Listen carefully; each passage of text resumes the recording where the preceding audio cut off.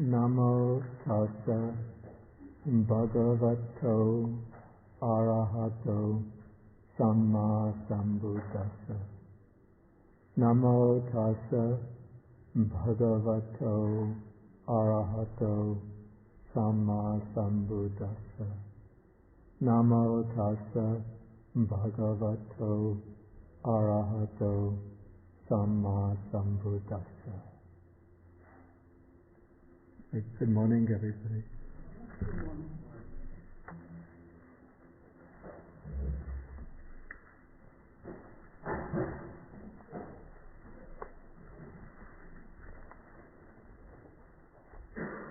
Okay, we continue now with the study of the Satipatthana Sutta.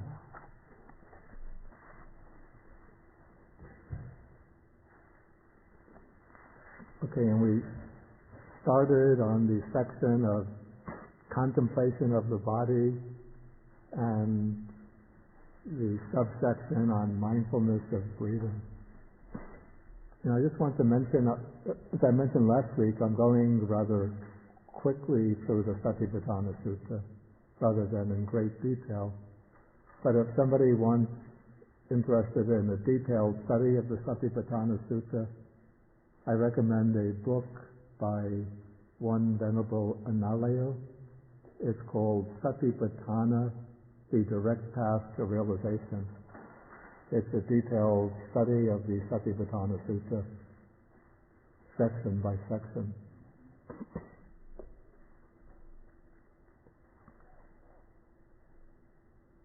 Okay, now last time I dealt with section 4 of the sutta.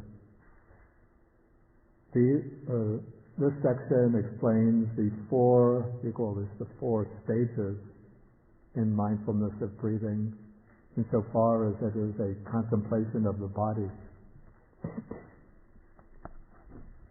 Then, following this main section on the development of mindfulness of breathing, there comes an additional section, which is actually repeated with the appropriate modifications for each of the main exercises throughout the Satipatthana Sutta. So sometimes this is referred to as the refrain of the Satipatthana Sutta. Refrain in the sense of the way a song has a repeated passage that occurs after each main verse in the song. It's strange that the word refrain has the meaning of to abstain from, and then also it has the meaning of a repeated passage. How is there a connection between those two meanings? English is a strange language.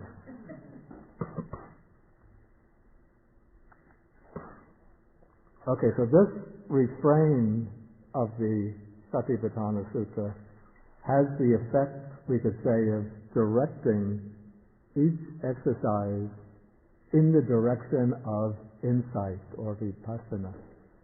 So even when the main part of a particular exercise emphasizes tranquility or the calming of the mind, by attaching this refrain to the main exercise, it sort of shunts or shifts that exercise in the direction of insight or vipassana practice. Okay, so when we look at the refrain, we can also see that it is divided into four main subsections. We can call these main subsections of the refrain the internal and external dichotomy.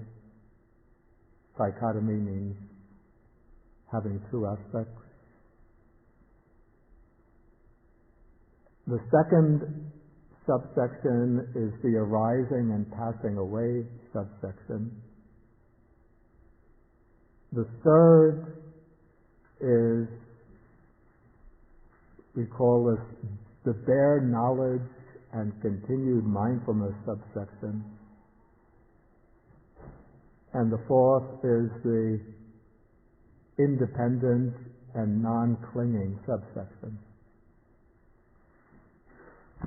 Okay, so now coming to the exercise for mindfulness of breathing, we see the refrain says, in this way, that is in regard to the practice of mindfulness of breathing, he dwells contemplating the body in the body internally. In Pali, this is ajatang. Or he dwells contemplating the body in the body externally, bahida.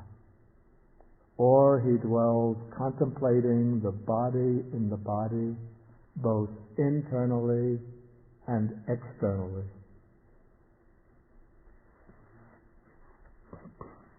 Okay, now in the practice of mindfulness of breathing, the main focus is on developing mindfulness of breathing internally. Because where does one experience the breath, one's own breath? Not externally, but it's always an internal or personal experience.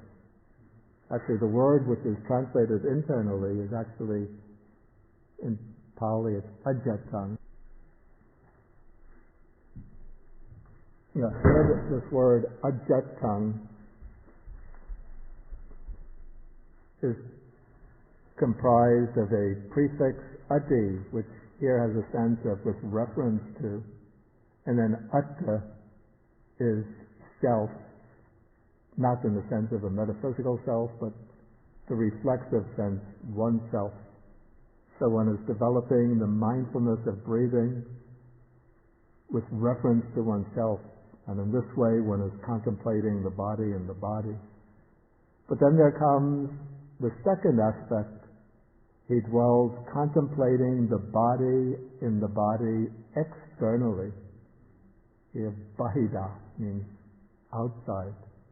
And this word bahida is usually taken to refer to either the outer world or especially with reference to other people. In fact, in the case of breathing, it has to refer to other people or other sentient beings that have the capacity for breath. And this is a little bit puzzling, I have to say, because it raises the question, how does one contemplate the breathing externally with reference to other people? And almost, I can't think of any of the meditation teachers that I know of who teach mindfulness of breathing, who emphasize or who include within their practice observing the breath in other people. And this becomes a little bit problematic because the same refrain occurs with reference to feelings and states of mind. So how does one experience the feelings of others and the states of mind of others unless one has developed these supernormal powers? But the Satipatthana Sutta or the practice in the Satipatthana Sutta is not being prescribed as a special exercise for those who've developed supernormal powers, but it's just being prescribed in a very general, comprehensive way. And so it must in some way be understood to be a kind of practice that anybody is capable of undertaking, not only those who develop the power of knowing the feelings of others, knowing the thoughts and mind states of others. Okay, so this is just the way I would understand it. It's my own conjecture, is that in the practice of mindfulness of breathing, the main emphasis is on developing the practice with regard to the experience of one's own breath. And it's on the basis of one's own breathing, attention to one's own breathing, that one can develop the gradual calming of the mind, even to the levels of jhana, meditative absorption, and also generally in developing insight, one develops insight with regard to one's own bodily processes. However, in order to gain, let's say, a more comprehensive understanding of how universal this process of breathing is, one can reflectively, just for a few moments within the course of developing insight, reflect upon the fact that the breath is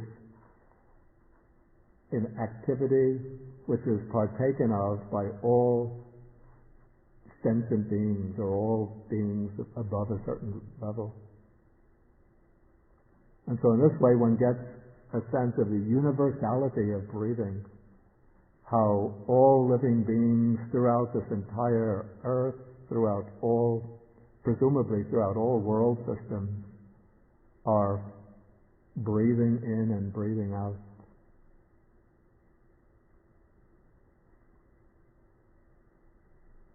Okay, and then the third phase of this exercise is bringing the two together, contemplating the body and the body, both internally and externally. The way the commentators explain this, they say that one alternates quickly back and forth between the experience of breath within oneself, or let's say the contemplation of breath within oneself, and then the contemplation of breath breathing in others. And so one goes back alternating quickly from one to the other. But perhaps, again, this is my own conjecture, it should be understood that simultaneously one brings together in one's mind the sense of one's own breath and the breath of others.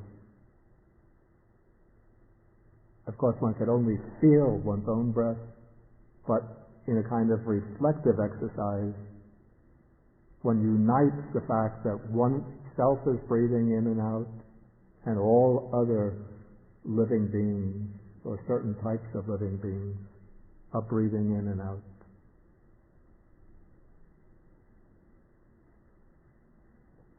Okay, this is the way I would understand it, even though I have to say that the word anupasti, which is translated contemplating, almost always refers to something that one can directly experience, which would be the internal breath. So it's a little problematic, and I don't know how to resolve that problem.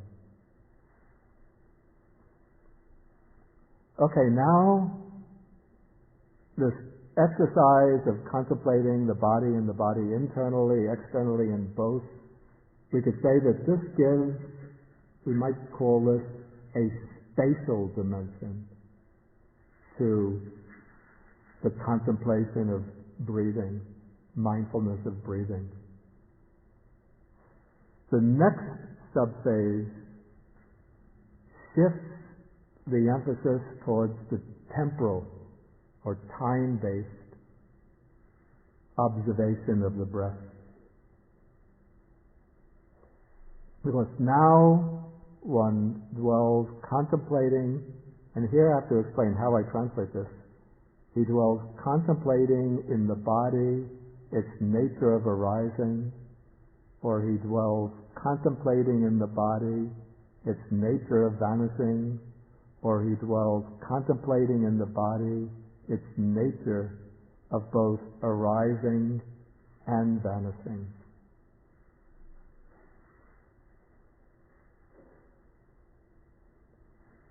I'll write the important phrase here on the board.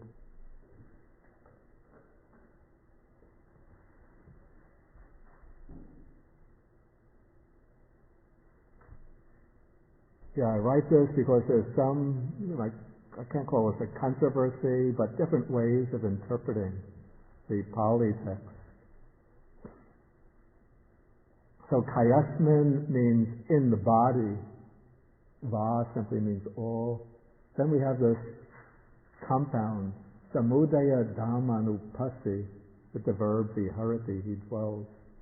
Okay, now some interpreters, and this seems to be based on the commentary, take this to mean he dwells contemplating in the body its factors of arising. They take samudaya dhamma to mean the factors of arising, the factors of origination. And then vaya dhammanupassi to mean contemplating the factors of vanishing. And then samudaya vaya dhammanupassi to mean contemplating the factors of arising and vanishing. But I understand it somewhat differently, and I found some support for this in other suttas, that here Dhamma doesn't mean factors, but means the nature, having the nature of arising, the nature of vanishing, the nature of arising and vanishing.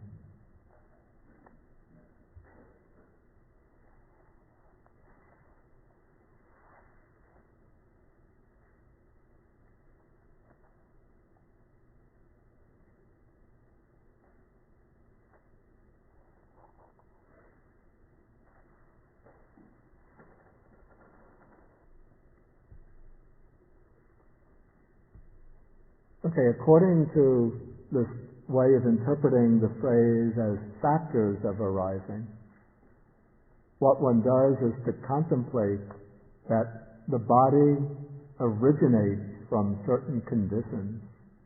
And since the focus of the body here is on the breath, one contemplates that the breathing originates in dependence upon certain conditions. And so, in order to dwell contemplating in the body, its nature of arising, one contemplates that the breath originates in dependence upon the body itself, since without a body one could not breathe. It depends upon the nostrils, since without the nose there would not be any breath. It depends upon the presence of the mind, since if the mind were to be extinguished, there would be no breathing. We could say it also depends upon life or vitality, since without life, there would be no breathing.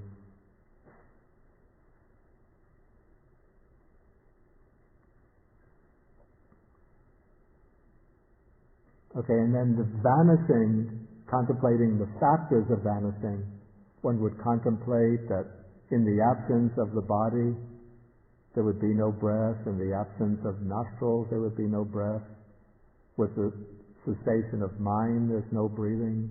With the cessation of life or vitality, there's no breathing.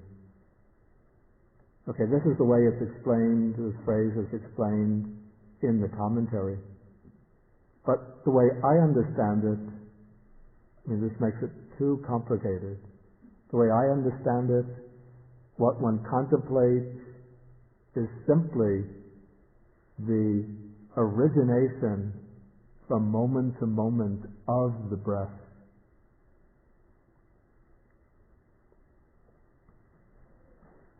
Or we could say the origination of material factors of the body together with the breath. And then one contemplates the vanishing moment by moment of the breath and these material factors.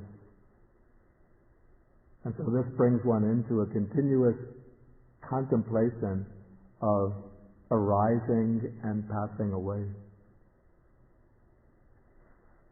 And then in the third case, the third subphase within this section, one contemplates in the body its nature of both arising and vanishing. According to the commentarial way of explanation, this means one alternates quickly back and forth from arising to vanishing, from arising to vanishing.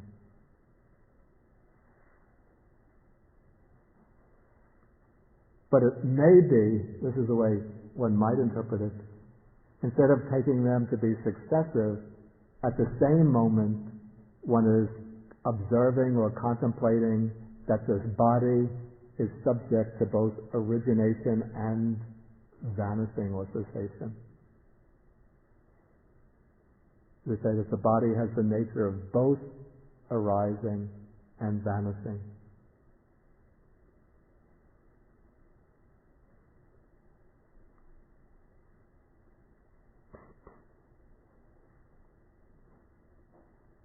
Okay, so this is the second subphase of this contemplation. Then the third subphase, the way I understand it, here one is no longer making an intentional effort to distinguish different aspects of bodily experience, whether internal or external, whether arising or vanishing. But at this point, the contemplation has gained such force that one just sets up the simple awareness while breathing, the simple awareness that there is the body.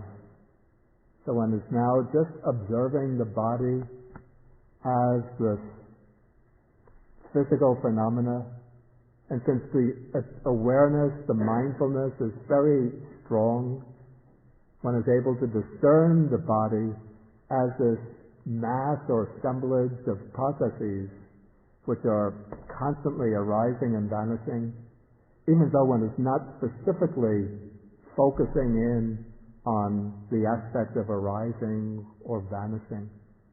So one is just observing the body as a physical phenomena, but in that act of observation, the constant arising and passing away is evident. And so one simply establishes the mindfulness, there is a body, and by establishing that mindfulness, that is sufficient for knowledge and continued or sustained mindfulness to occur.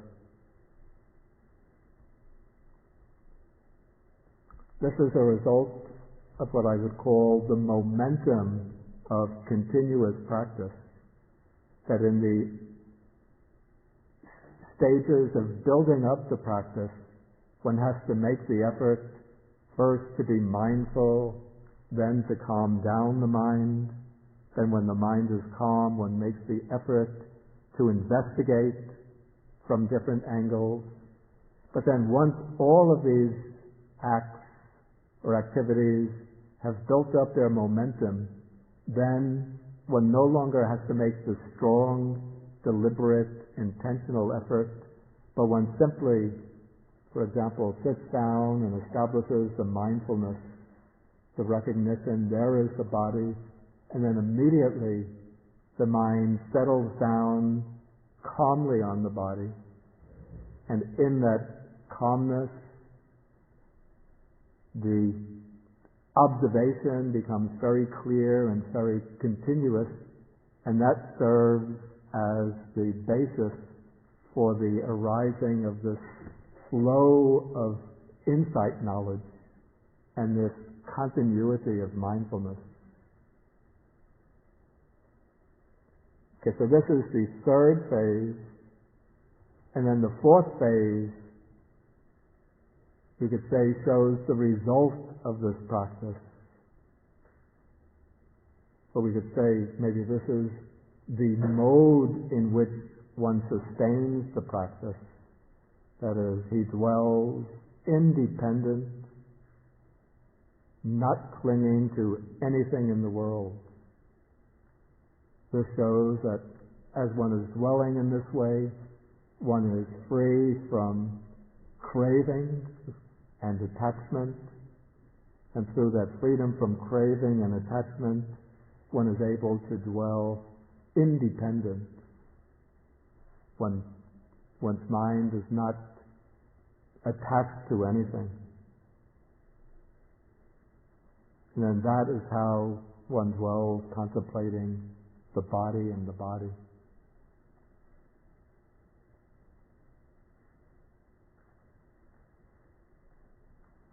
Okay, maybe at this point I will invite any questions on this section of the sutta.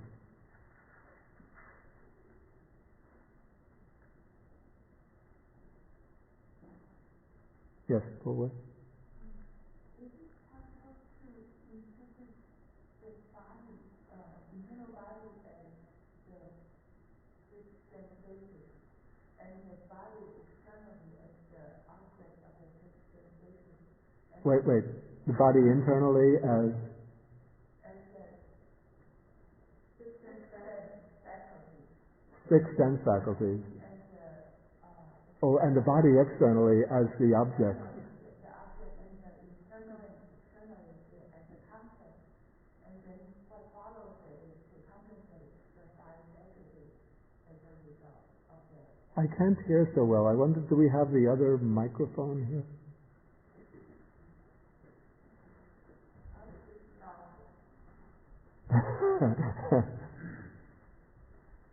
We should have the other microphone.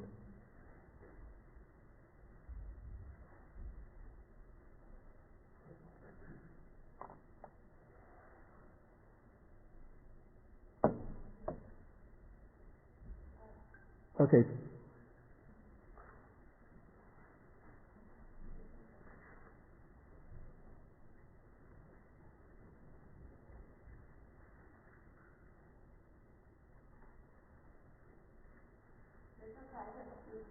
Okay, you cup your hands. Yeah. My question is about the interpretation of the word body. Does this have to refer to the physical body, or is it possible to refer to the five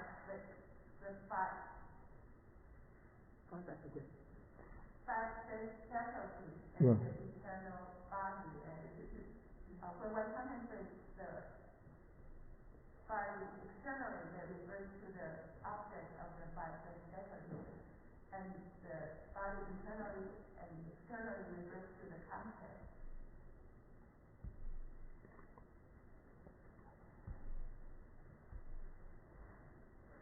Yeah, this introduces an interesting problem which would come up for somebody who knows Pali, because there's another pair of terms I erased. Ajatika bahira. Let me put it this way.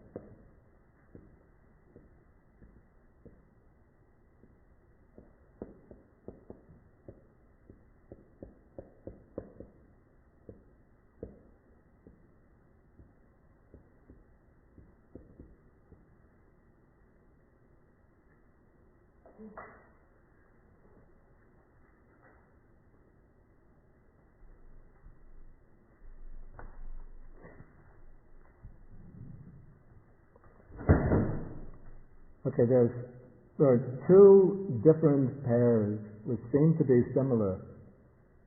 One is the pair ajatang bahida. That's what we have in the sutta. And here, ajatang is almost always taken to refer to oneself, and bahida to refer to the outer world, particularly other persons, other beings.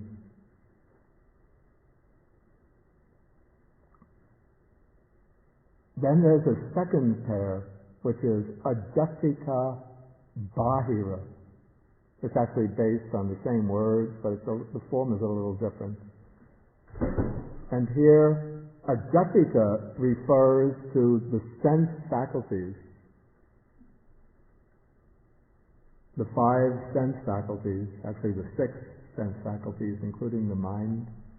And bahira refers to the objects of the 6 sense faculties.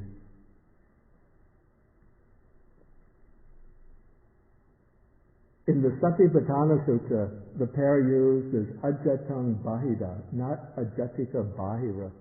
And the two are not identical. For example,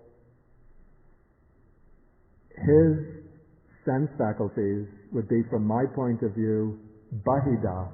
They're external. But from anybody's point of view, they have to be ajatika. They're always ajatika.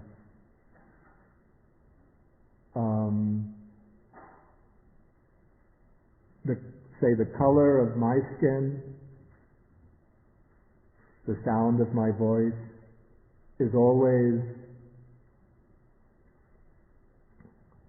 I have to get this right. From my point of view, it's always ajatang, internal, even though from any point of view it's bahira, because these are sense objects.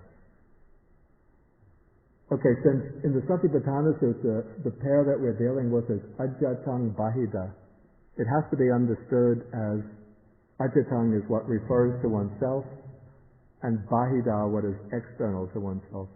So it's not the same as the distinction of the internal sense faculties and the external sense objects. Did I catch your point? Because some teachers use a different way of explaining this distinction. For example, the modern Indian Vipassana teacher Goenka,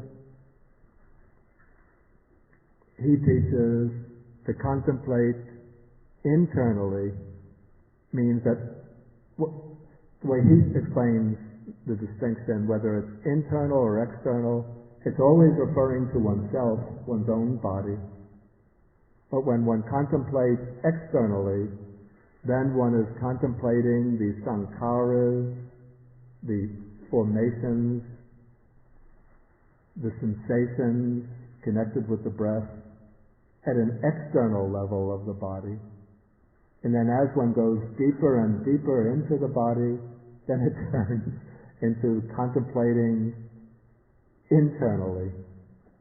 So he sees the distinction between is relating to one's own body, but between contemplating close to the surface of the body and then contemplating the sensations deep within the body. Other teachers say that when you're in a relatively shallow stage of practice, then one is contemplating externally. But as the process goes deeper and deeper, then they call this contemplating internally. But these seem to be, we call these modern attempts to make sense out of a rather puzzling passage in the text. Does anybody have any other ideas about this? How does he explain?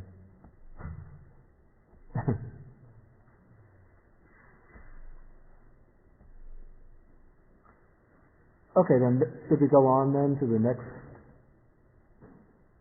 Okay, now we'll go on to the other stages in the contemplation of the body, the other practices.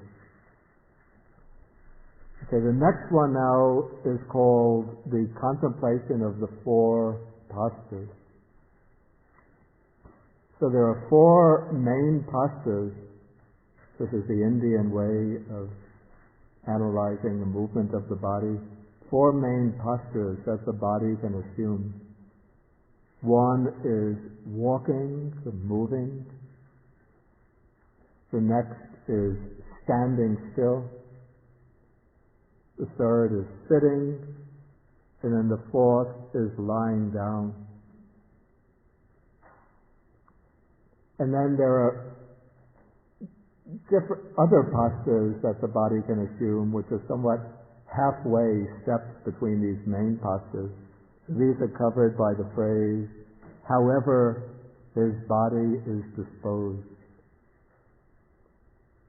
Okay, so now when practicing this foundation of mindfulness, contemplation of the body, then when one is engaged in any of these postures, one understands or one knows that one is engaged in that particular posture. When walking, one knows one is walking.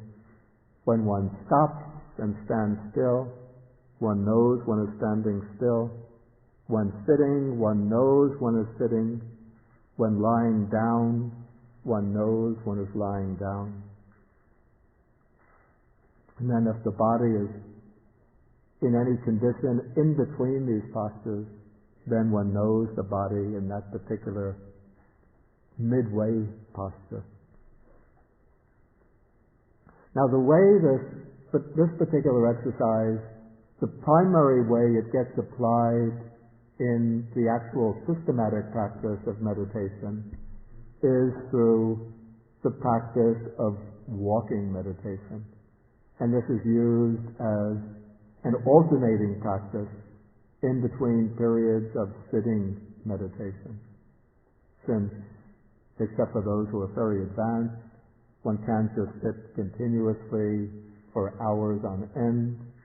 But when developing the practice, the periods of sitting meditation are broken up with periods of walking meditation.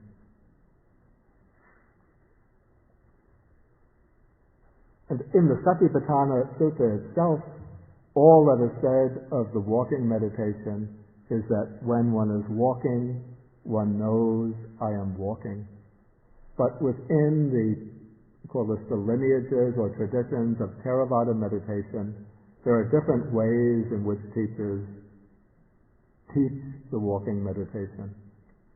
A very simple way, let's call this the simplest level, is when walking back and forth, one simply knows each step as it occurs.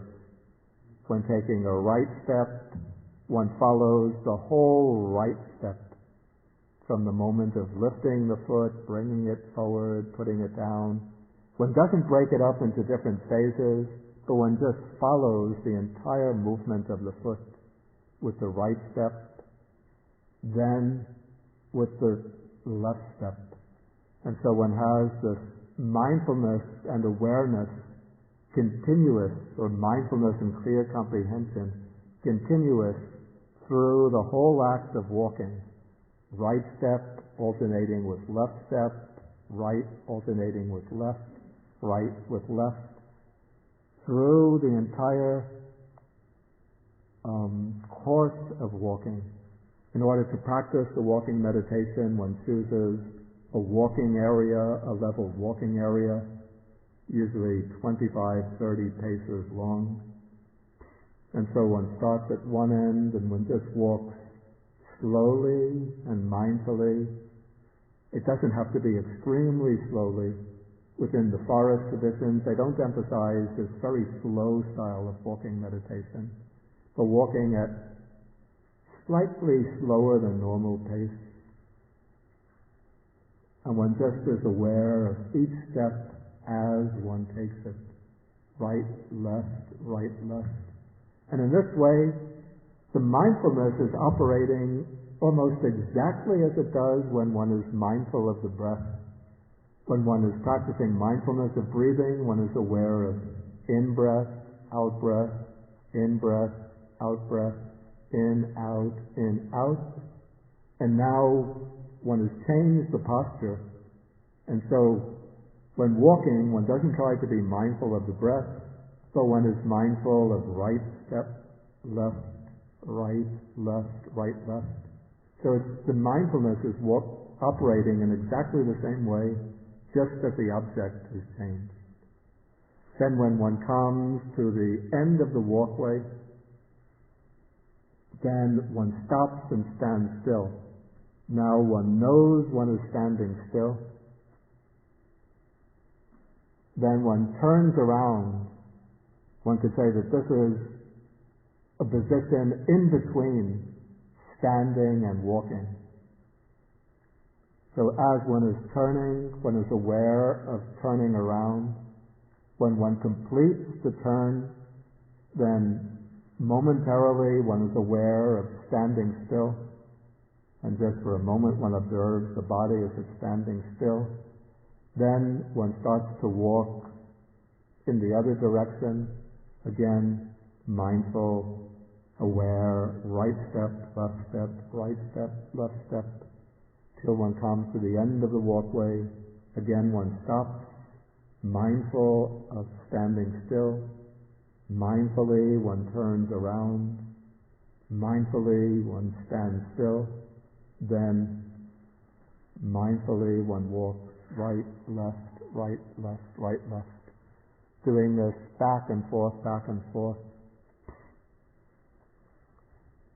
And sometimes people think that the only serious meditation is sitting meditation, and that when one is doing this walking meditation, it's just an exercise for making the legs limber so that one could go back and get to the real work of the sitting meditation. But within practice traditions, or at least some practice traditions, this isn't the case. But the walking meditation can be practiced. When it's practiced continuously, it becomes a very powerful practice in itself. Because in this practice, one is developing the mindfulness and clear comprehension to the act of walking, and maintaining that mindfulness and clear comprehension continuously.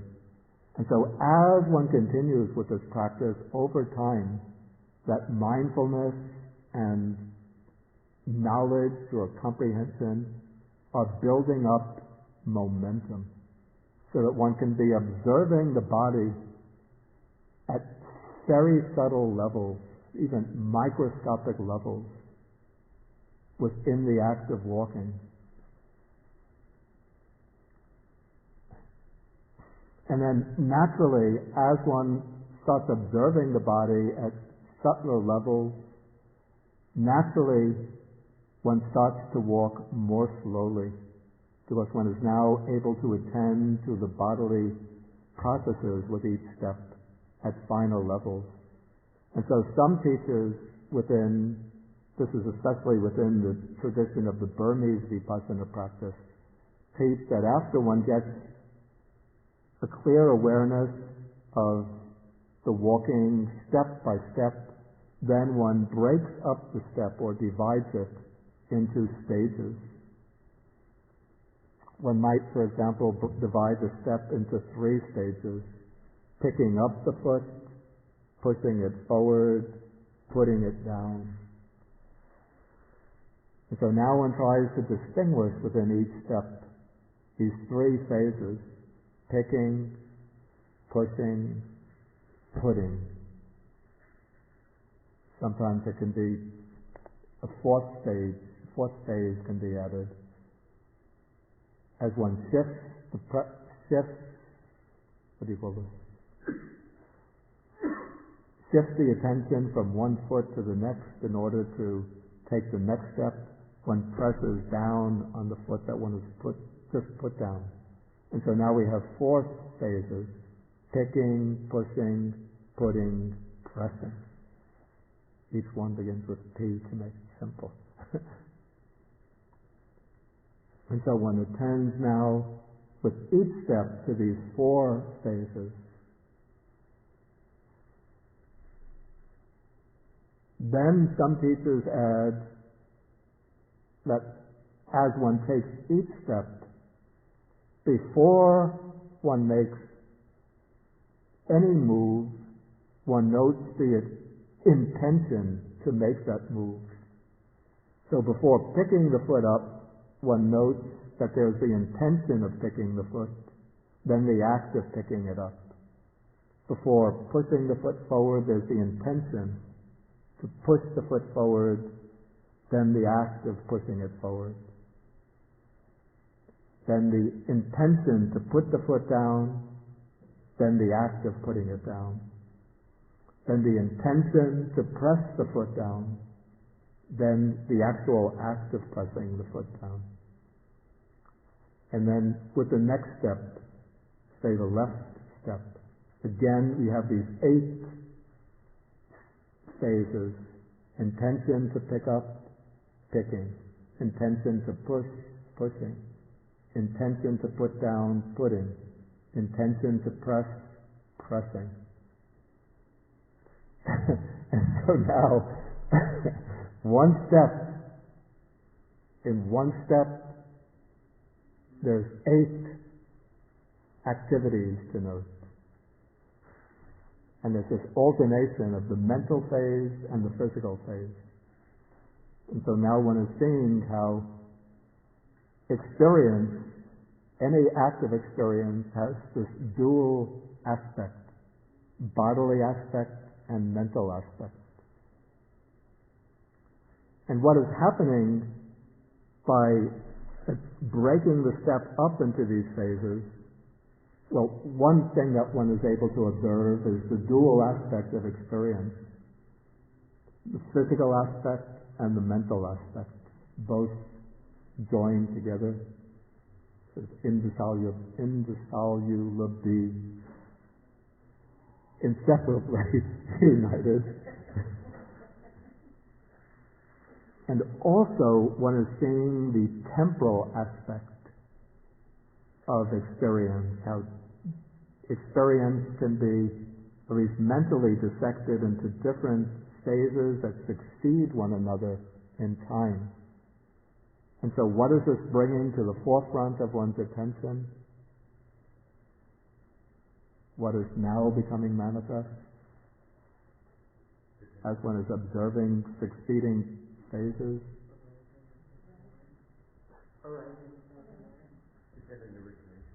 Not dependent origination. You could say arising and passing away. Actually, that's good, but something more general. Impermanence. Because each of these occurs and then it's replaced by the next. We could also say that this is arising and vanishing, arising and stopping. Because the act of picking up, it stops, it's replaced by pushing forward. The pushing stops, it's replaced by putting down. The putting down stops, it's replaced by pressing. And then when one adds in the intentional aspect, then one gets each one preceded by the intention.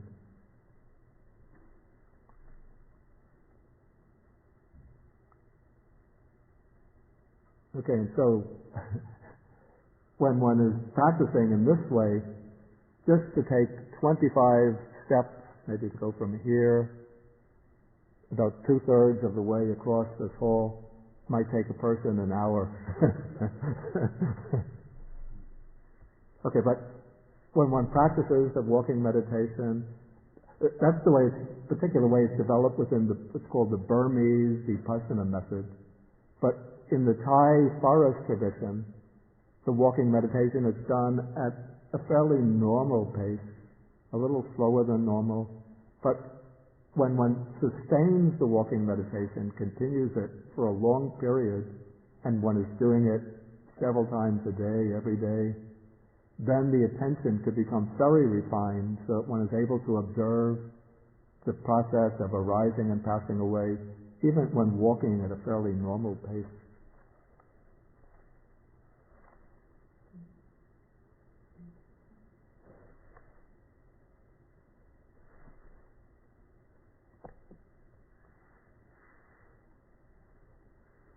Okay, so then he dwells in this way, contemplating the body and the body internally. Say that's focusing on his own experience. Externally, I mean, one doesn't look up sort of to see what others are doing, but one becomes aware that one could do this reflectively, that others are engaged in these postures of either walking, standing, sitting, or lying down. Or both. Then one is able to observe the arising factors, the vanishing factors, both, and so on, as previously explained. Okay, now I'll go immediately now into what is called the practice of clear comprehension. Okay, this seems somewhat similar to observation of the four postures, but what seems to me to be the case is that in the practice of clear comprehension,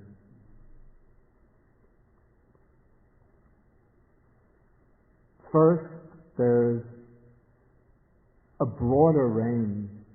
One is now being aware not just of the postures themselves, but of various activities that take place. And so the postures themselves, even though they're mentioned, or some of the actions are mentioned within clear comprehension, but they are now subsidiary, they play a subsidiary role to clearly comprehending the various activities in which one engages in the course of the day.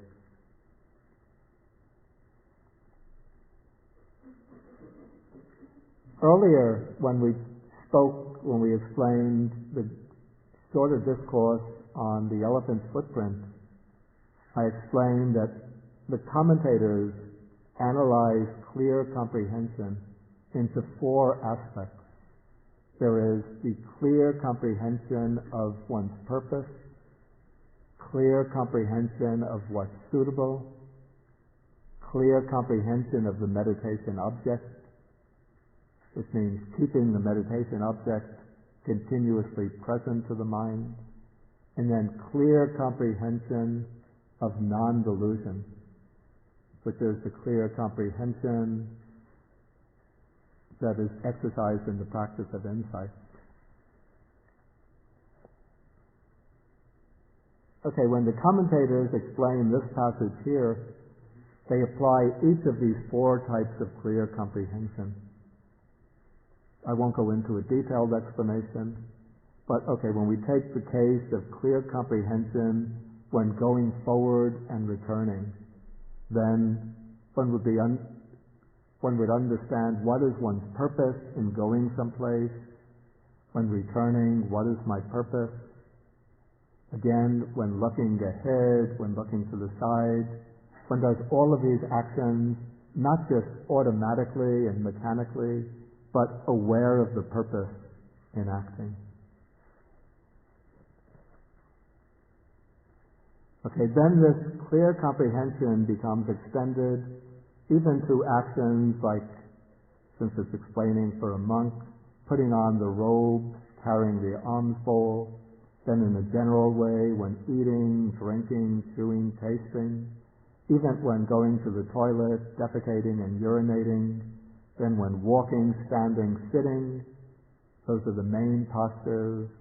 When lying down before one has fallen asleep, then as soon as one wakes up, the clear comprehension returns. When speaking, when keeping silent, when stopping, when speaking. When engaged in all of these activities, there is this clear comprehension of one's purpose. And then when engaged in the meditation practice, one tries to maintain a continuity of awareness of the meditation object. And if it's a meditation object that one can't maintain within the midst of all of these activities, then one applies the clear comprehension simply to the activity in which one is engaged. So, for example, if one is practicing mindfulness of breathing, then when mealtime comes, one doesn't try to be attentive to the breath when one is eating the meal, because that will make the mind very tired, trying to focus on the breath when eating. But instead, one applies the clear comprehension to the act of eating. And so one becomes attentive to each aspect of the act of eating.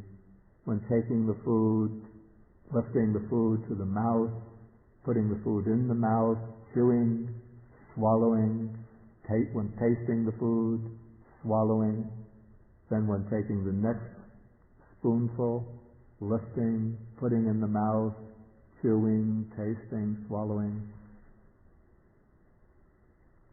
If one takes a drink, lifting the cup or glass, tilting it back, absorbing the liquid, tasting, swallowing. And so one maintains this continuity of awareness in each activity. After the meal, one goes to brush the teeth, one is aware of opening the tube of toothpaste, squeezing the toothpaste, putting it on the toothbrush, putting the toothbrush to the mouth, brushing the teeth, then spitting out the toothpaste, rinsing the mouth. Okay, so the clear comprehension applies to all these activities. Then when one comes into the stage of insight practice, then one becomes aware in all of these activities that these are just bodily and mental processes which are occurring on their own, interdependently, through conditions, that they're subject to arising and to vanishing, and that there's nobody, no subject, no agent, no substantial self which is performing them.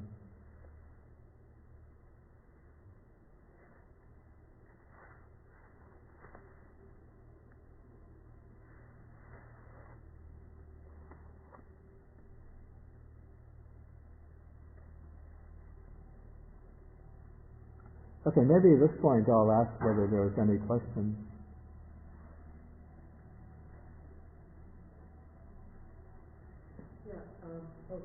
Okay, now that's the microphone there. I have a question about the specific meaning of going forward and returning. Does that apply specifically to going out for alms rounds, or is it just a more general daily activity? I would understand this in a more general activity, in a more general sense, as any daily activity.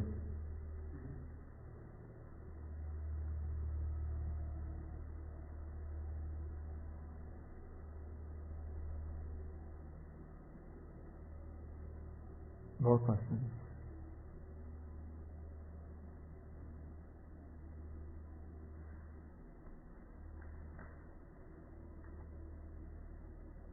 Okay, if there's no questions, then we go on to the next section.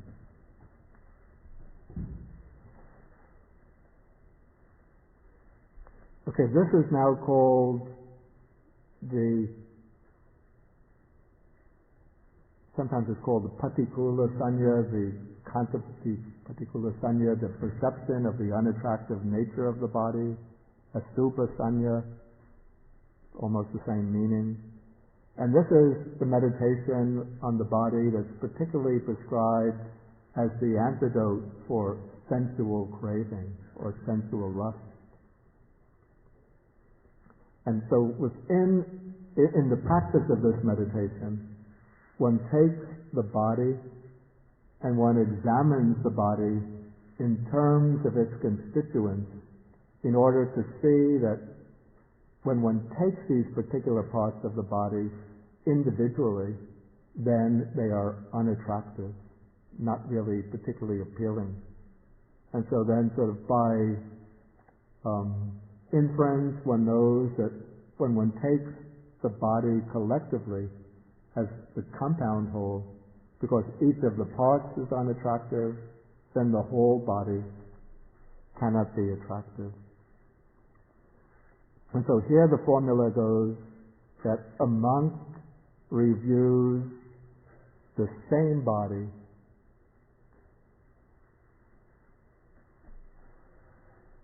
is actually referring to his own body. He reviews the same body up from the soles of the feet, moving upwards to the top of the head, and down from the top of the hairs, moving downwards all the ways to the feet, bounded by skin, as full of many kinds of impurity thus. And here by impurity, it's not meant a kind of moral impurity. It just means something which is unattractive when one examines it individually. And so one observes in this body It's one's own body. There are head hairs, body hairs, nails, teeth, skin, flesh, and so on.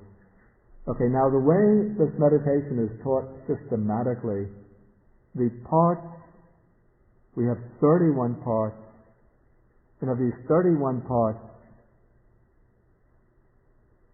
I think 20 or 19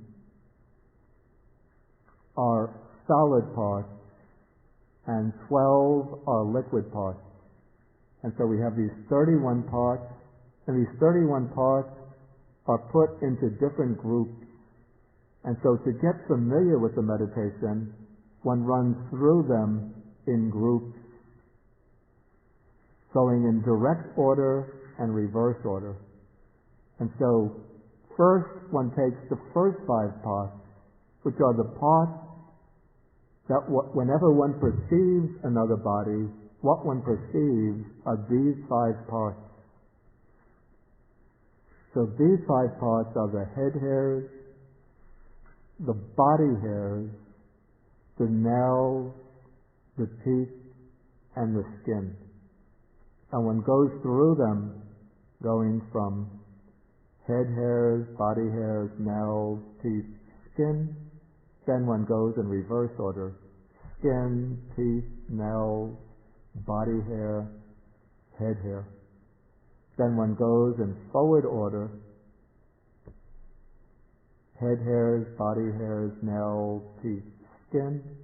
Then one brings in the next group. Flesh, sinews, bones, bone marrow. Then one goes in reverse order. Bone marrow, bones, sinews, and flesh.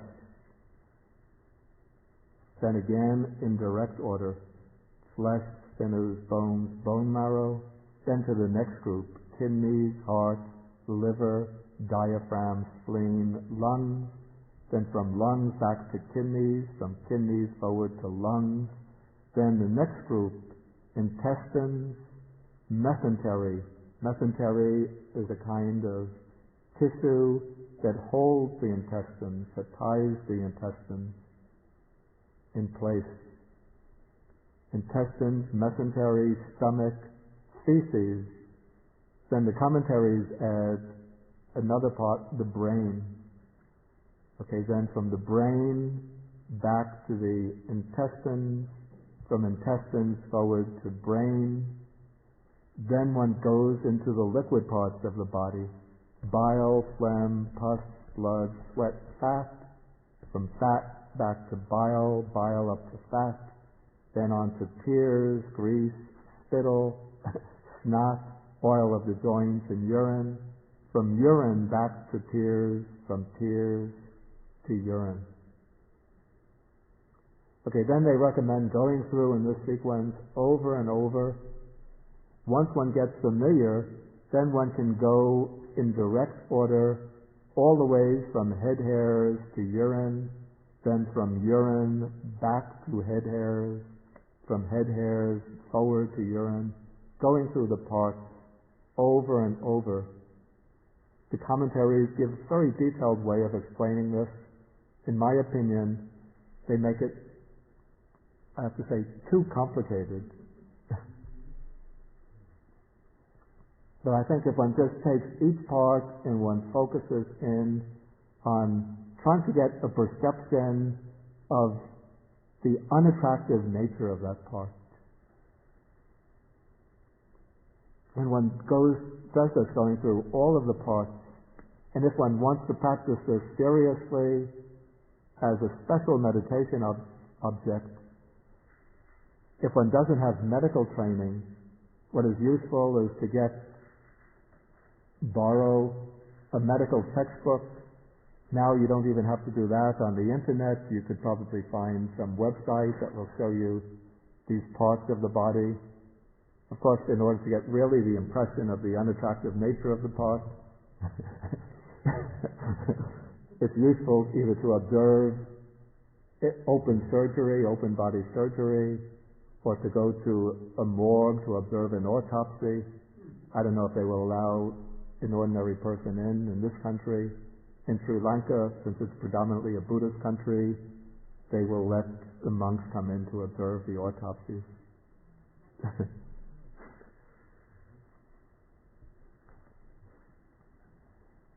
So in this way, one gets the perception of the actual bodily part itself, and then one goes through these parts, all of them, till one gets a general familiarity with all 32 parts.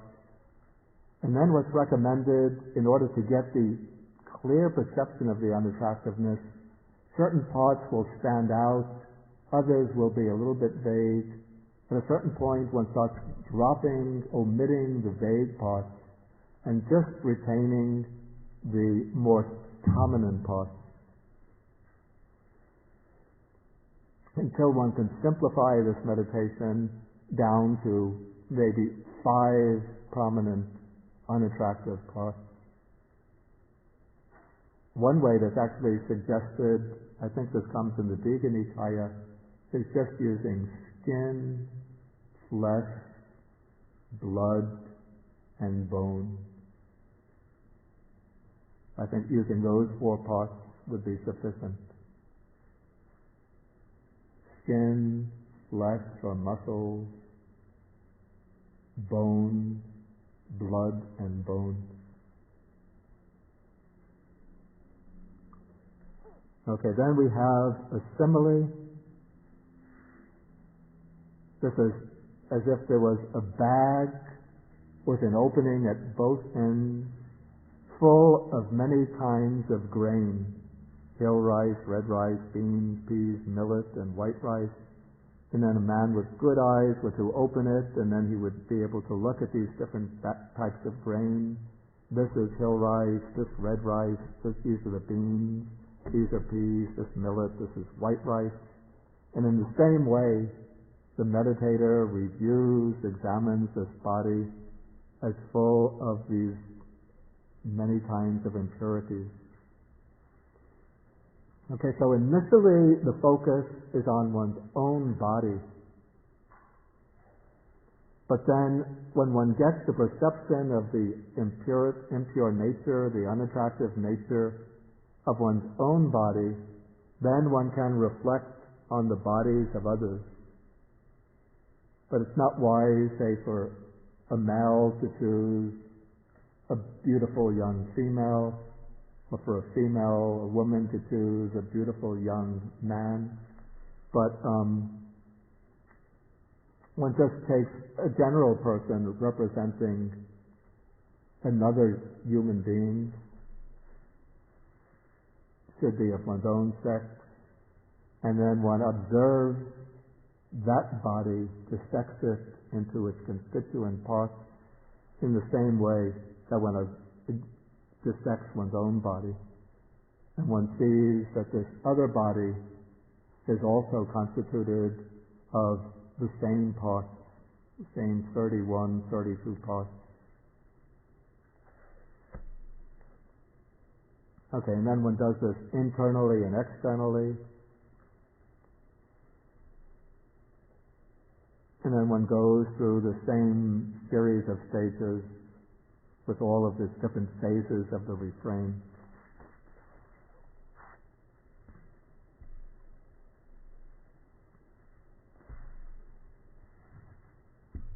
Okay, now I'll move on directly to the next subsection.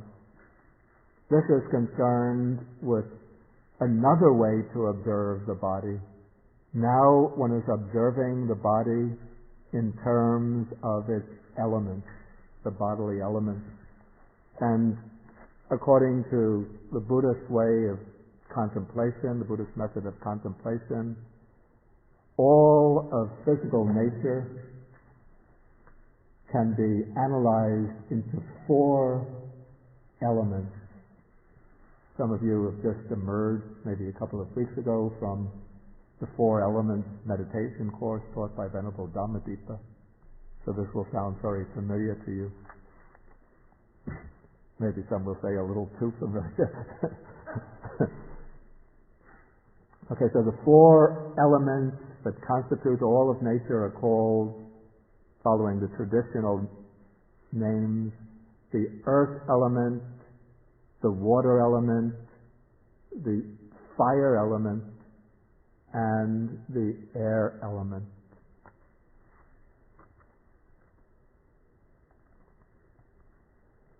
And now when applying this contemplation, one applies it not to the external world, but one applies it to one's own body. And now there are different ways that the Buddha has taught the contemplation on the elements. There is the longer, more detailed method, which is usually more suitable for beginners.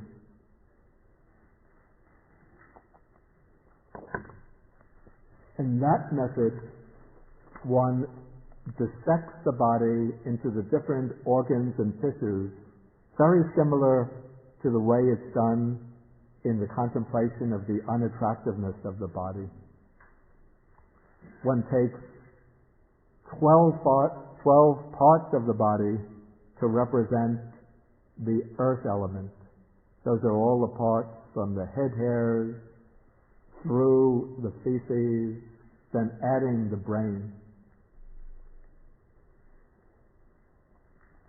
Okay, so these 12 parts, the earth element is more prominent, and so one takes these parts, these organs and tissues, to represent the earth element. In the next 12 parts, the liquid or water element is more prominent, and so one takes them to represent the liquid element. That is the parts from bile through to urine.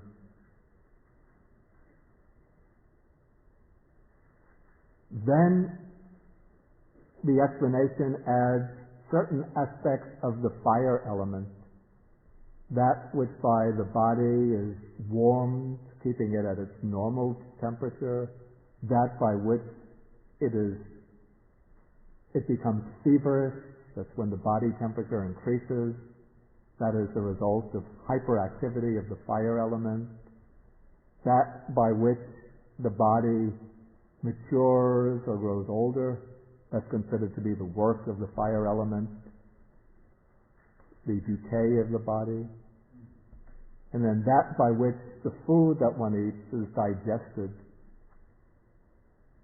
because digestion is oxidation, which is exactly what takes place when something burns. Okay, so these are the aspects of the bodily function in which the fire element is prominent. And so one takes them as representing the fire element. And then the air element is represented by certain bodily processes. It's explained as upgoing winds, downgoing winds.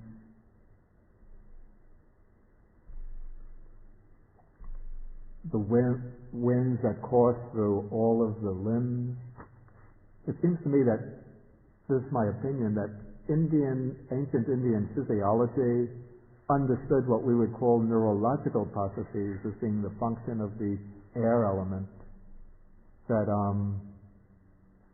we could say what we now call motor activity and sensory activities, sensory nerve processes and motor sensory processes, motor processes were considered to be functions of the air element.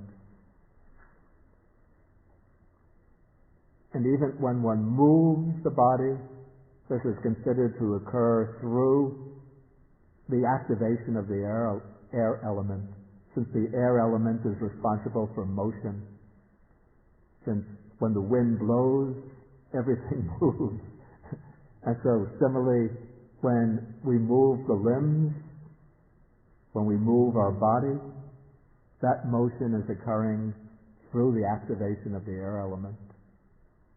And then there's the air in the stomach, the air in the intestines, and in-breathing and out-breathing. Those are the examples of the activity. That's Those are examples of the air element.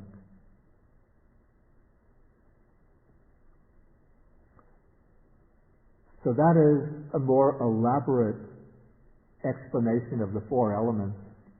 And when one practices the meditation on the four elements in that more elaborate way, then one goes mentally through all of these different bodily tissues, bodily fluids, bodily functions, in order to see them as representing the four elements.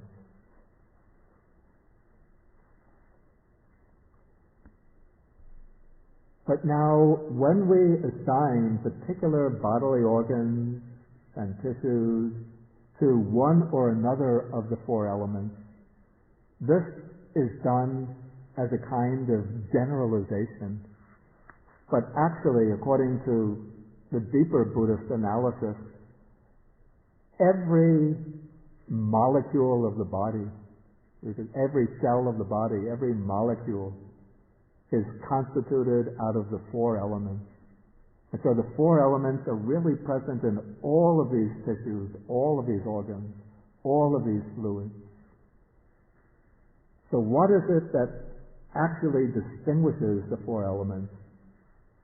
Is what distinguishes them are particular functions or particular qualities. We call these the distinctive qualities and distinctive functions. And so the earth element is the quality of solidity, the quality by reason of which matter occupies space and obstructs or prevents other matter from occupying the same space.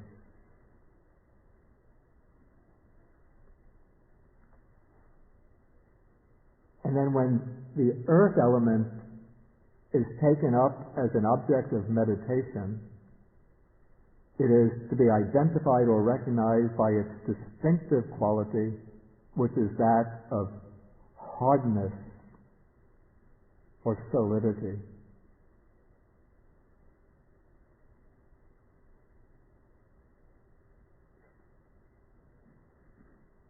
In a more detailed way, in the explanation of the earth element, this is according to the Pa-Auk-Soyador method, which is which is strongly rooted in the Abhidharma. The earth element is taken to have actually 12 characteristics? No, 6 characteristics.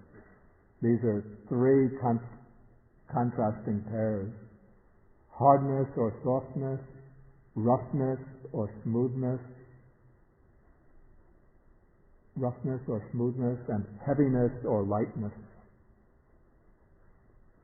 If one has been practicing that way, continue to practice. It seems to me that's a little bit too complicated for ordinary practice. One can recognize the presence of the earth element simply by taking the aspect of hardness or solidity in the body. And that solidity is present even in the fluid elements, or in the fluids of the body. There's still some degree of solidity, and that is the earth element. Okay, then the water element or liquid element has the characteristic that's said of oozing or flowing.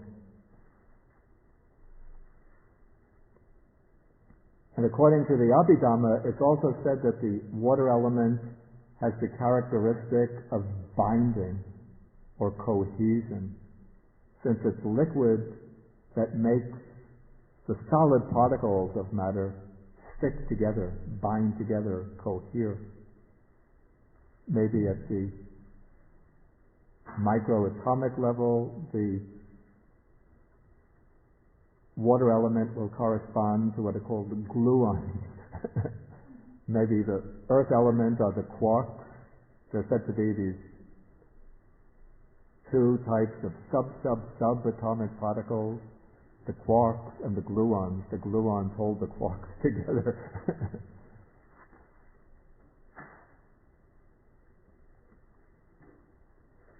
Okay, and so one can experience the liquid element, the water element in the body, either through the characteristic of the flowing or oozing, or I would even say the characteristic of moisture, since one experiences moisture throughout the body.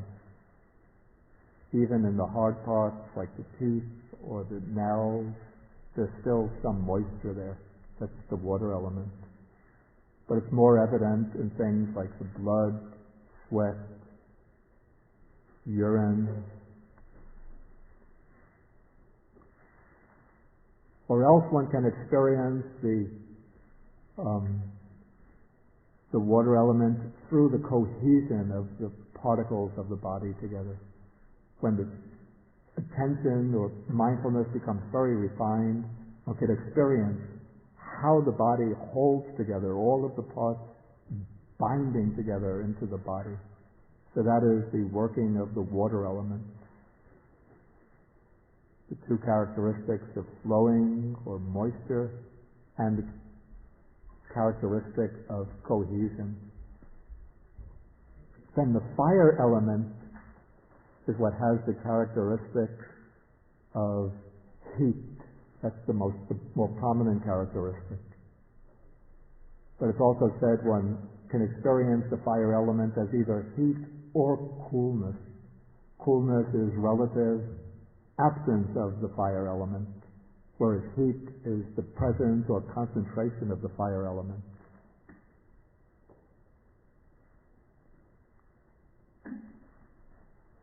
And then the air element or wind element is to be experienced as, we could say, is pressure, as distension.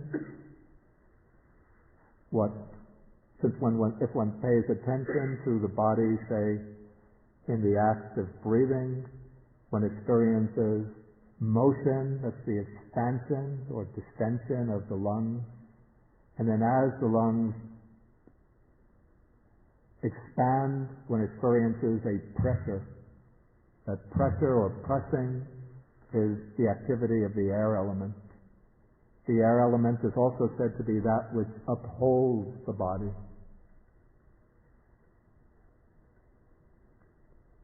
Since I think the idea is that just as when we fill a balloon with air, the balloon expands and also tends to move upwards. And so it's through the air element that the body is lifted up, and also the air element explains expansion, or maybe we could say expansion and contraction as the activity or manifestation of the air element. Okay, so when one is practicing the contemplation of the elements, the investigation of the elements in this concise way, one doesn't analyze the body into the different parts, head hairs, body hairs, and so on, but one simply gets the sense of the characteristics of these four elements. The characteristic of hardness or solidity in the case of the earth element, the characteristic of moisture or flowing in the case of, or cohesion in the case of the water element, the sense of heat or cold for the fire element, and the sense of pressure, distension, expansion, contraction in the case of the air element. And then one runs through the whole body from the top of the head to the soles of the feet, up and down, examining the body, experiencing it in terms of these four elements.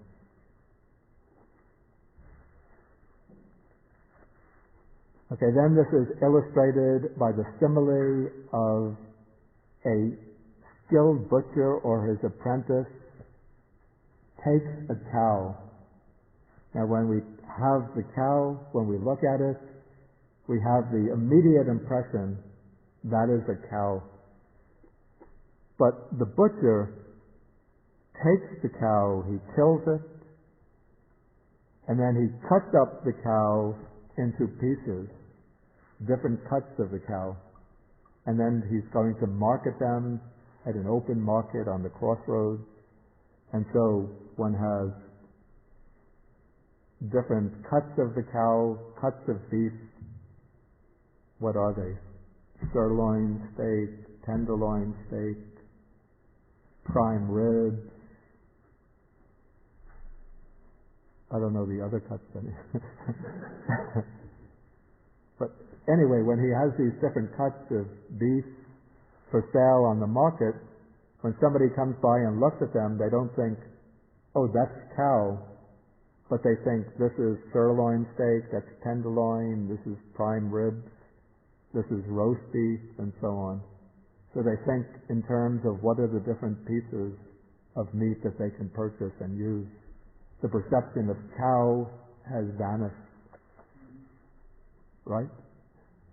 And so that is what happens when one applies the contemplation of the elements to the body. One examines the body in terms of the four elements, and then the perception of I, mine, myself disappears in regard to the body. Instead, one perceives the body as just a combination of these four elements.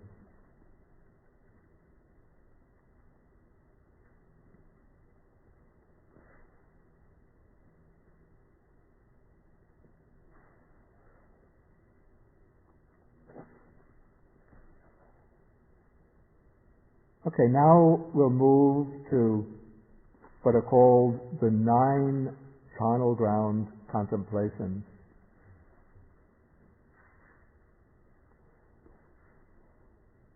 These are divided into 9 separate exercises because to each one there is attached this refrain about contemplating the body and the body internally and externally and so on. But it seems to me that the best way to do this exercise is to join the 9 together into a sequence so that one obtains a perception of the gradual disintegration of the body. I think perhaps that is the way this was originally taught, but then the later compilers of the text, in order to make it more complex, they inserted that refrain in between each stage, and that way obtained 9 separate contemplations. And we have to remember, in the Buddha's time, bodies of the dead, probably more eminent people in society, were cremated or maybe even buried.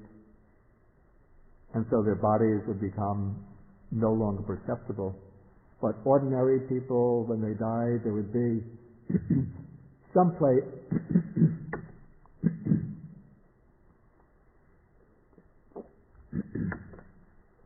an area in the woods that would be cleared, and this would be the charnel ground. And when people died, the body would be brought to the charnel ground and simply discarded there.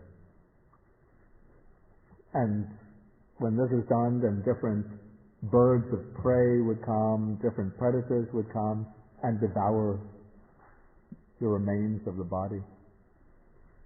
And so it would be easy for a courageous monk who wants to do this meditation to go out to the charnel ground and observe the body in different stages of decay. Okay, so now one goes, but this is an important point in doing this meditation. The Pali uses the phrase for each exercise that begins sayatapi, which is translated here as though he were to see. Sayatapi paseya, as though he were to see. And so, even though some monks would actually go to the charnel ground in order to see the body. To practice the exercise, it's not necessary to actually see it. But that phrase, sayatapi, just as though he were to see, gives an opening to perform these exercises through one's imagination. Thus, one begins as though he were to see a corpse thrown aside in a charnel ground, 1, 2, or 3 days dead. Under that condition, it becomes bloated, livid, kind of bluish color, and oozing matter. So first one gains that perception of the body in this first stage of decay. Then one compares one's own body to it thus. That's the important point. Upasangharati. One compares one's own body with it thus. This body too is of the same nature. It will be like that. It is not exempt from that fate.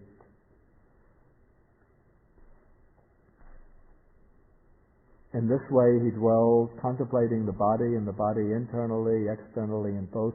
What's interesting here, for this exercise, one begins with the external body, and then one applies it to one's own body internally. Whereas the other exercises begin with the internal body, one's own body, and then one moves to the body externally. So one takes the body internally, externally, and both. Now we come to the other stages of decay. He sees the corpse thrown aside in the charnel ground, now being devoured by different predators, crows, hawks, vultures, dogs, jackals, or various other creatures, different kinds of worms.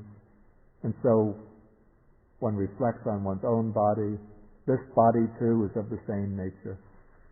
Okay, then the rest just takes the body through the other stages of decay. The skeleton with flesh and blood still on it, held together with sinews.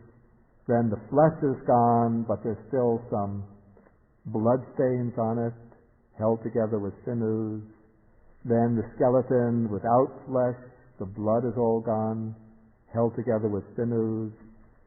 Then somehow, I don't know how, but the sinews break apart and then the bones get scattered in the different directions. The next paragraph 26 to 30, one sees the bones bleached white, the color of shells. Then the bones are heaped up. How do they get heaped up? I don't know. But that's what's said. The bones more than a year old, rotten and crumbled to dust. Okay, and then one compares one's own body to this dust. This body too is of the same nature or will be like that. It's not exempt from that fate. And then one comes to the refrain, all of the different aspects that I explained earlier.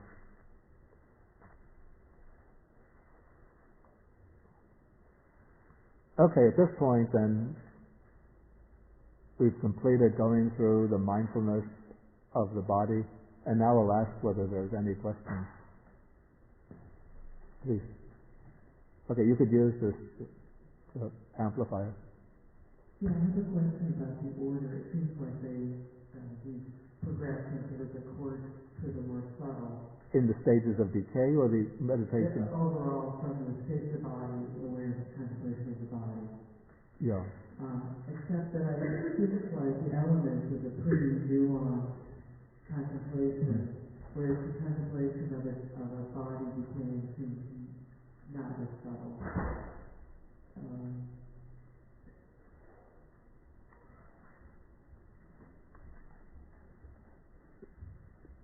This is the way I would understand it. I explained last week that There are two Chinese versions of the Satipatthana Sutta. In both of them begin with the contemplation of the four postures, then come to clear comprehension, and then have come to mindfulness of breathing. So the way I see it there, one begins with the coarser practices, which is being mindful of the body and the different postures, having comprehension of the different activities. So this is the way one is developing mindfulness and clear comprehension in everyday life. One has not yet come to a sitting meditation practice. Then, with the mindfulness of breathing, that is the first sitting meditation practice that one undertakes. And then this is my interpretation, through the mindfulness of breathing, one learns how to settle the mind down, to collect it, to focus it. Of course, one can move directly from there to insight and to the stages of insight knowledge. But also, one could use that calm, centered mind as a means for investigation. So then one investigates the body from these two different angles while it's alive. First in terms of the unattractiveness, then in terms of the elements. So those are two aspects of the living body. And then it seems to me the natural place to put the contemplation of a decaying body is at the end. It would be a little bit out of sequence to have contemplation of a decaying body earlier, then one comes back to the living body. Somebody might say, hey, you're dead already. How have you come back to life again? Then between the two, we call this the analytical meditations of the living body, the investigation in terms of the unattractiveness of the body, this, it seems to me, is coarser than the observation of the elements. And so one would begin with that and then move into the elements. And also if one is doing the expanded, the more elaborate contemplation of the elements, if one has already done the contemplation on unattractiveness, then one has covered 32 of the 42 parts of the ground. What percentage that comes out to, somebody who's good in quick arithmetic can tell us. But it's about 2/3 of the way one is already there. 3/4 of the way one is already there. So one just has to throw in the fire element and the air element, and one's got it all covered. But then just coming back, it seems to me perhaps the Pali tradition put the mindfulness of breathing first with the thought that at the outset, this is the meditation that one does at the beginning, then one isn't sitting in meditation all the time.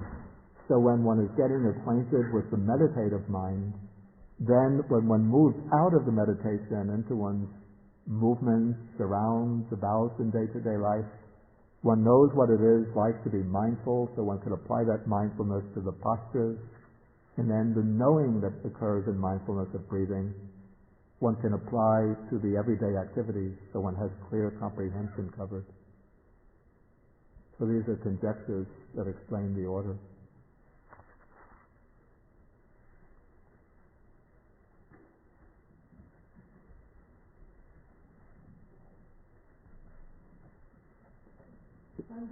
In order to establish mindfulness in the body, does one need to practice all of the exercises?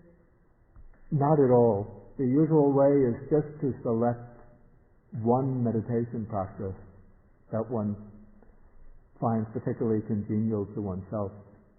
So it's useful, of course, if one chooses one sitting meditation practice, to also have especially when one is practicing in a retreat situation where one wants to maintain continuity of practice.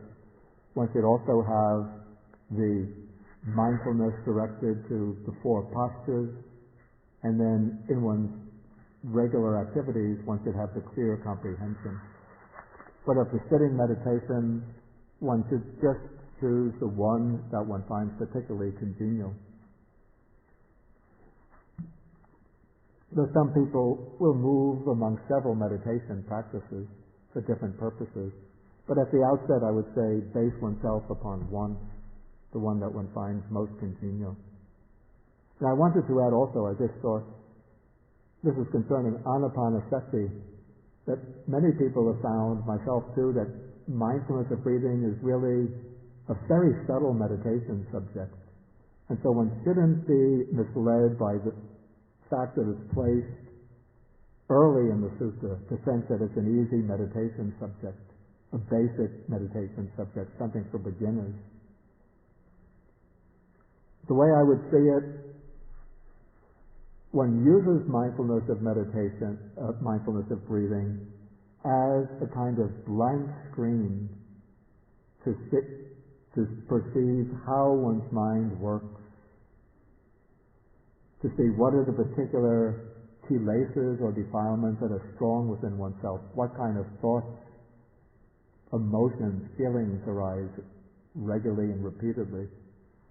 Then when one gets an idea of how one's mind works, then one knows what other meditations one should use from time to time in order to counteract those afflictive or defiled tendencies. For example, one meditator might see that sensual thoughts are often arising, and so that person might know that it's useful to practice the meditation on the unattractive nature of the body. Somebody else will often have angry or thoughts of hatred and ill will towards others. That type of person is useful to practice loving kindness meditation. Another person might go about life not angry towards other people, but a kind of feeling of just resentment to the way things work out. For this person, maybe the meditation on the elements is useful to give a sense of the impersonality of processes. I have a follow-up question. Without considering the practices that did in the past life and the continuing impact of this life, can the practice of contemplating on the unattractiveness of the body by itself support jhana? Support what? Jhana. The attainment of jhana. It's said that the attainment of the unattractive nature of the body is capable of leading to the first jhana. The way this works, as one goes through the bodily parts, one simplifies and reduces to the point where one just has one particular part of the body that one chooses as the meditation object. So it just comes down to that one point, and then one focuses exclusively upon that one part of the body. And then, because one has just taken one part, one is able to gain jhana on that particular part. But because this distinctive characteristic one is focusing on is unattractiveness, it doesn't pull the mind in and up to the higher jhanas. And so the highest jhana one could attain is the first jhana. Can you explain that again? Why doesn't it pull the mind in? I said it doesn't pull the mind up to the higher jhanas because the characteristic is asubha, the unattractive nature. And so it's not something which is appealing. Somehow it's able to serve as a basis for jhana, but it doesn't lead to the higher jhanas. This is what is said in the Visuddhimagga. But how about the contemplation on the elements? The contemplation on the elements does not lead to any of the jhanas. The most it leads to is what is called the access concentration. Or let's say it leads to a degree of concentration that's the equivalent of access concentration. Because with the contemplation of the elements, one is observing things that are actually existent phenomena, one is not just pulling out from the object something that can generate the counterpart sign, that nimitta, which is the object of the jhana. So one is focusing on the actual characteristics of phenomena. And then with the contemplation of the elements, one is moving through the four elements. And one is moving through the four elements. Bach is better. One is moving through the four elements, and so one has different characteristics that one is focusing on. But it is good for insight. Yeah. The four elements meditation is a particular, specific meditation for developing the insight on the nature of the body, the nature of material phenomena. I'm thinking about non-self. For non-self, the contemplation of the elements is, you could say, the king of meditation subjects, at least with regard to material phenomena.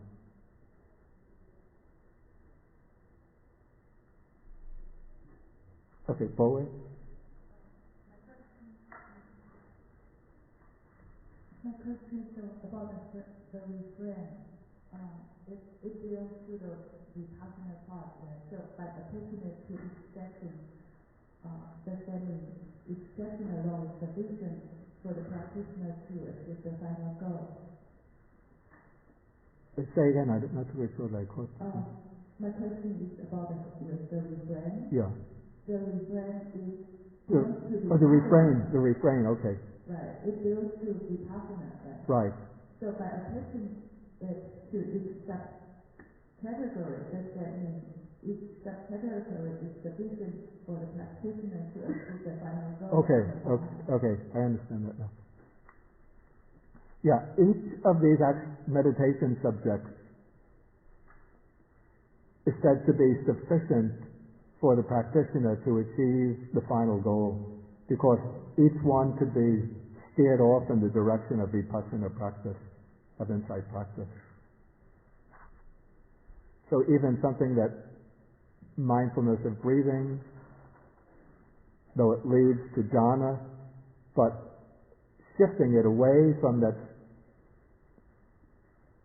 one-pointed concentration of mind, shifting it away from that to, say, the observation of arising and vanishing, then one is moving into the insight knowledge of arising and vanishing. And then from there one can move through the higher and higher stages of insight knowledge till one makes the breakthrough to the world transcending insight, world transcending realization. Yeah, so each can lead to the final goal. Wait, now give her the amplifier again. I just have a quick question. Does the Chinese version also have the refrain attached to the subcategory? I believe so, but I haven't looked at it in a while.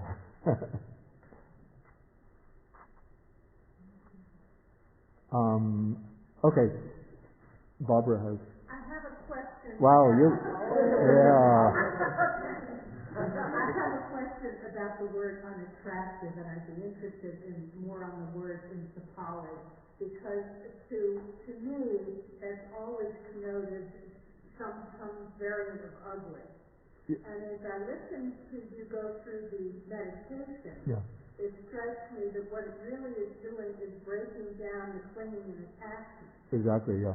Moving towards neutrality. Yeah. So that may also connect with what she's saying. So that if I were to be thinking instead of unattractive, Right. of neutral, that would fit with what the original intent was?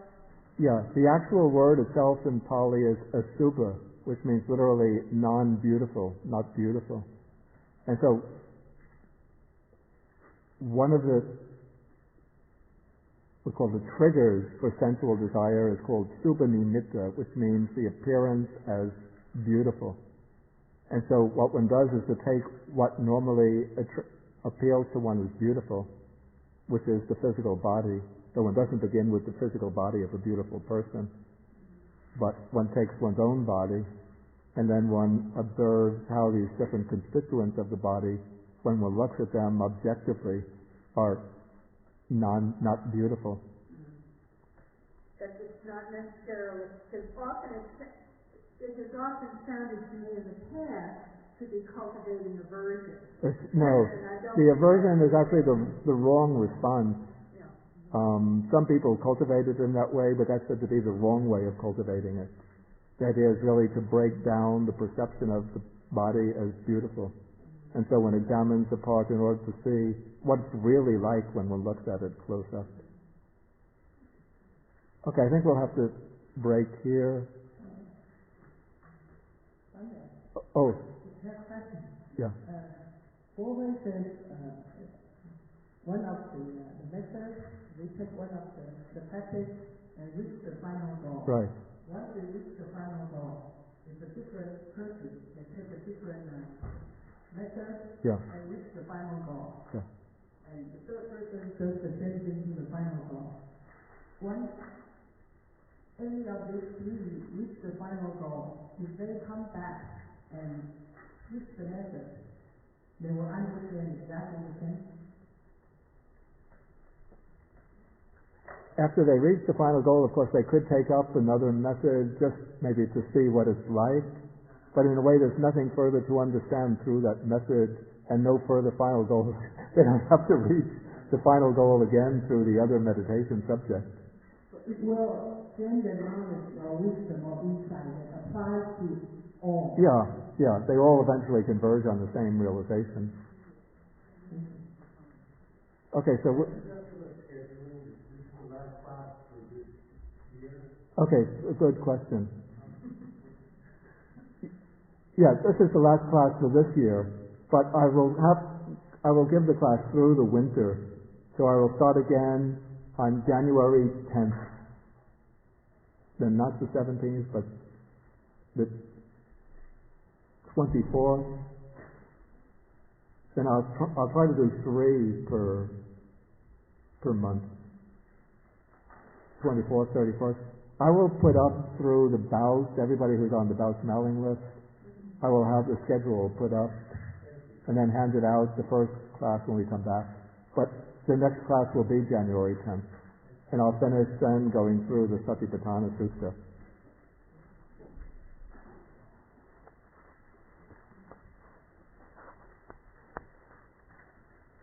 Next time I'll do the contemplation of feelings and the contemplation of mind section.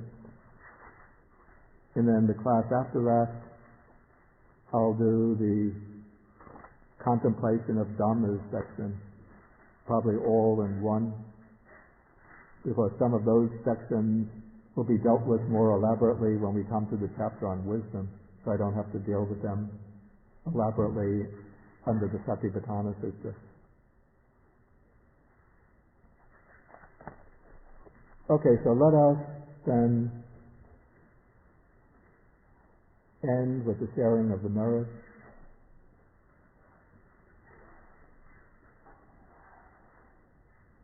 Is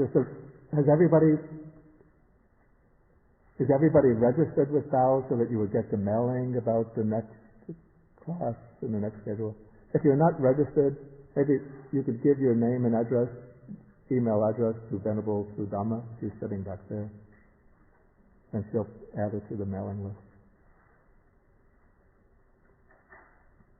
Okay, so we share the merits with the Devas, the Nagas, the dragon spirits, the Bhutas, the fierce spirits, asking them to rejoice in these merits, to protect the Buddha teaching, to protect the world, to protect ourselves and others.